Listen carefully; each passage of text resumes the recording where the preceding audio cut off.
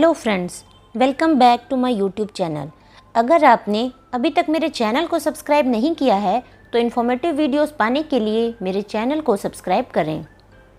जैसा कि आप जानते हैं, रोटी और चावल दोनों ही हमारे भोजन का एक अहम हिस्सा है।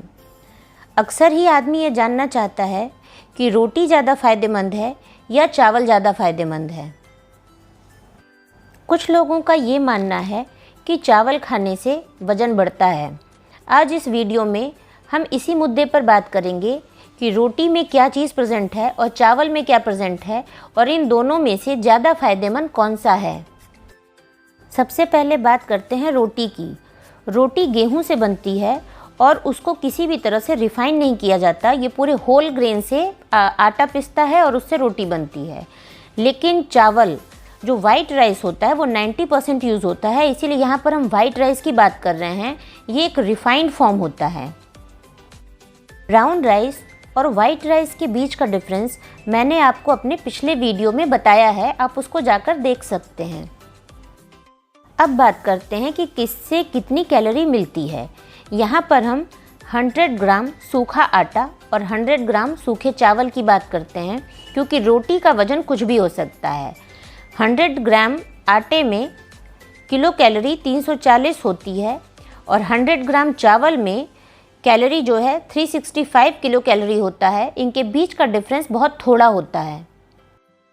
अब बात करते हैं कार्बोहाइड्रेट की।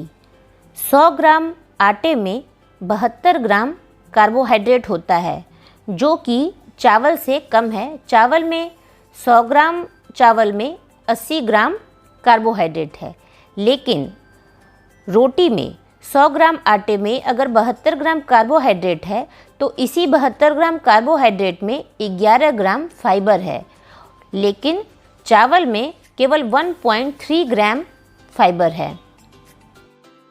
चावल में कार्बोहाइड्रेट ज़्यादा होता है, लेकिन चावल में फाइबर कम होता है और ये आसानी से डाइजेस्ट हो जाता है। इसीलिए गैस्ट्रिक अपसेट में ये अच्छा माना जाता है।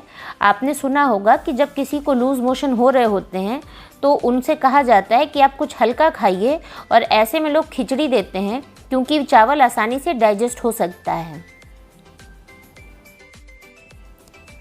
रोटी में फाइबर ज़्यादा होता है, इसीलिए वो बहुत धीरे धीरे डाइजेस्ट होती है। इसीलिए आपने देखा होगा कि जब लोग रोटी खा लेते हैं तो वो बहुत देर बाद ही उनको भूख लगती है। फाइबर की वजह से रोटी बहुत धीरे धीरे डाइजेस्ट होती है, और अगर आप चावल खा लेते हैं तो बहुत इजीली डाइजेस्ट हो जाता है। इसीलिए चावल खाने के बाद भूख जल्दी लग जाती है। क्योंकि चावल इजीली डाइजेस्ट हो जाता है, इसीलिए लोग ज़्यादा खा लेते हैं और इस वजह से उनका वज़न बढ़ जाता है। रोटी में फाइबर की अमाउंट ज़्यादा होती है, इसी वजह से उसका ग्लाइसेमिक इंडेक्स कम होता है। चावल में फाइबर कम होता है, इसी वजह से उसका ग्लाइसेमिक इंडेक्स ज़्यादा होता है। ग्लाइसेमिक इंडेक्स उसको कहते हैं कि खाना कितनी तेज़ी से ग्लूकोज में कन्वर्ट होता है। अगर वो ज़्यादा तेज़ी से कन्वर्ट होता है तो ग्लाइसेमिक इंडेक्स ज़्यादा होता है, और यही वजह है कि जो डायबिटिक पेशेंट होते हैं उनको चावल खाने से मना किया जाता है और रोटी खाने को कहा जाता है। अब बात करते हैं प्रोटीन की। रोटी में प्रोटीन ज़्यादा होता है और चावल में प्रोटीन कम होता है। 100 ग्राम आटे में 13 ग्राम प्रोटीन होता है और 100 ग्राम चावल में 7 ग्राम प्रोटीन होता है।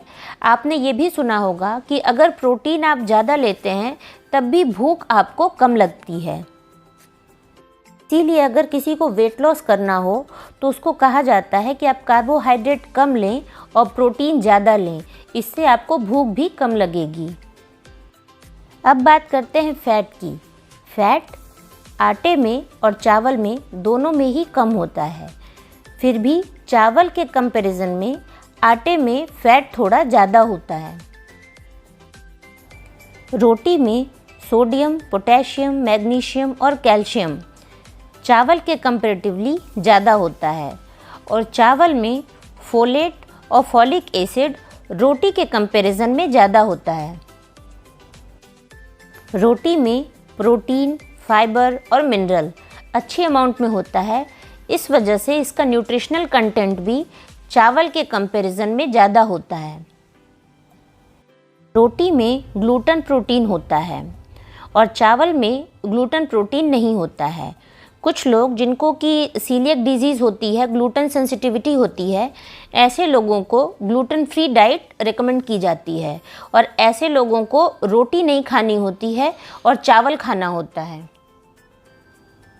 नॉर्मल गेहूं की रोटी से मल्टीग्रेन से बने हुए आटे की रोटी एक बेटर ऑप्शन होती है। रोटी चावल के मुकाबले में एक अच्छा ऑप्शन है। उसके बाद भी आपके शरीर को हर चीज़ की रिक्वायरमेंट होती है, इसीलिए आपको एक बैलेंस डाइट लेनी चाहिए जिसमें रोटी, चावल, दाल, सब्जी, सलाद, दही सब कुछ हो, ताकि आपको हर किसी चीज़ से उसकी अच्छी चीज़ें मिल सकें। चावल में आर्सेनिक की अमाउंट भी होती है, इस पर भी मैंने एक वीडियो बनाया हुआ है, आप मेरे चैनल पर जाकर देख सकते हैं। आर्सेनिक भी नुकसानदायक होता है। अक्सर हम चावल में दाल डाल करके खाते हैं।